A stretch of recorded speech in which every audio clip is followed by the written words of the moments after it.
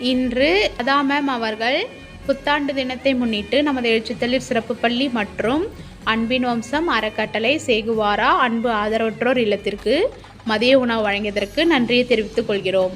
அவர்களும் அவர்கள் குடும்பத்தாரும் எல்லா செல்வமும் பெற்று ஆரோக்கியமும் பெற்று நீடூடி வாழ இறைவனை வேண்டி வணங்குகிறோம்.